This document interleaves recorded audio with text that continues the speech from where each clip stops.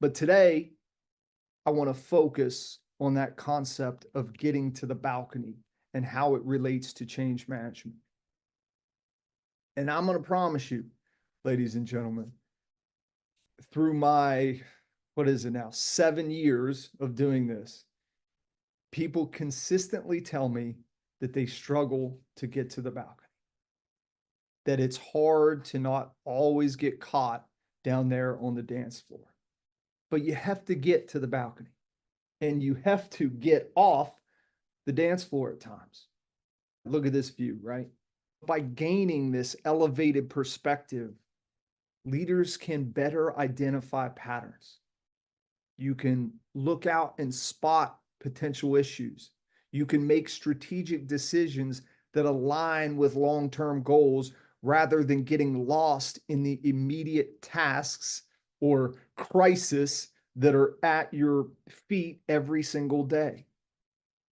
In your environment where projects move at a faster and faster pace and these unexpected challenges often arise, getting to the balcony helps you balance the urgency of today's demands with the vision for tomorrow. If you get up on that balcony, it's going to help you guide your team with a better clarity and purpose.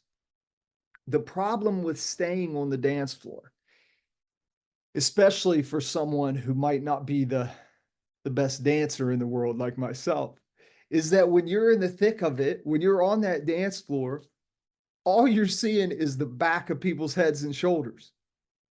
You're right where the action happens, but you lack perspective because everything around you starts to look the same. And I'm not suggesting that the dance floor, in this case, the field, the site, is unimportant. Quite the opposite.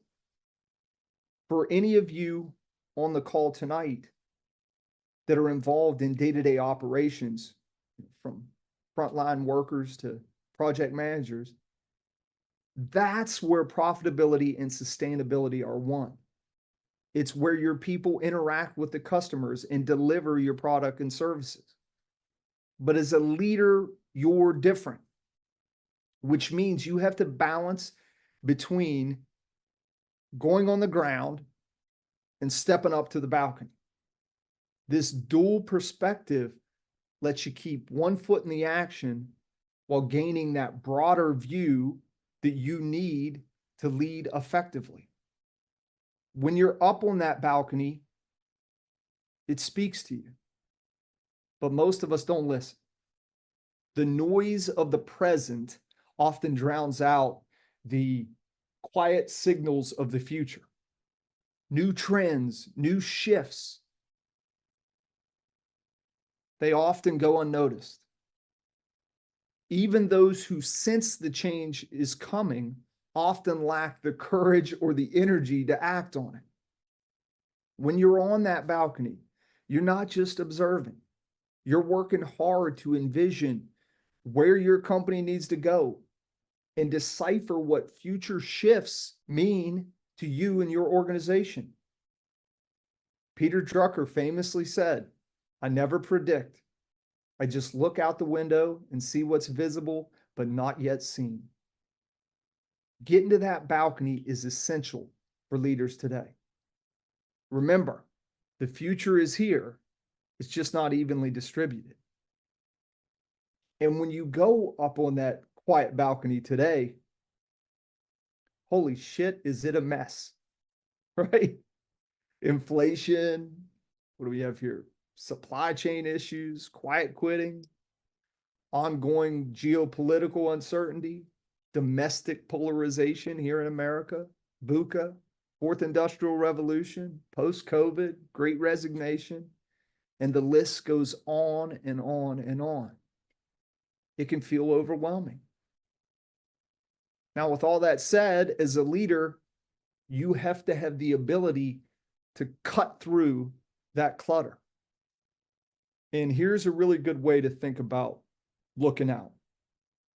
I want to challenge you to consider this rule of thumb from Bill Passmore, an expert in continuous change.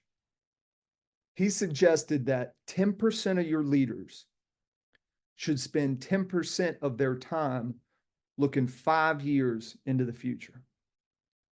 Whether you're a large organization or a small family-owned business, you need to make this time. If you're spending 99% of your time on financials and immediate tasks on your to-do list, you're not leaving room to get up to the balcony. And trust me, at some point throughout this year, maybe even right now, you've said, look, Cody, I don't have time to get to the balcony. And I hear you loud and clear.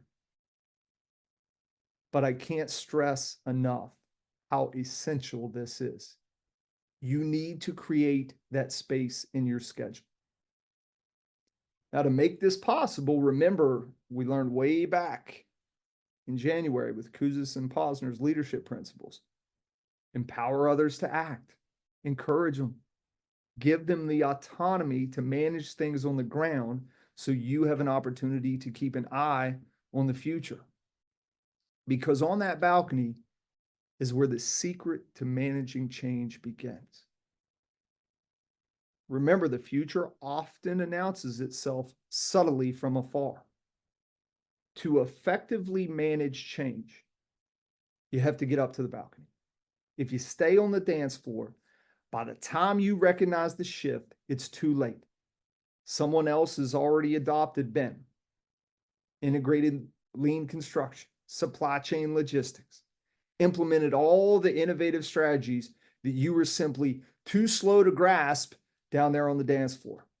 Without that elevated perspective, you're stuck playing catch up, trying to benchmark against those who saw the changes coming and acted first.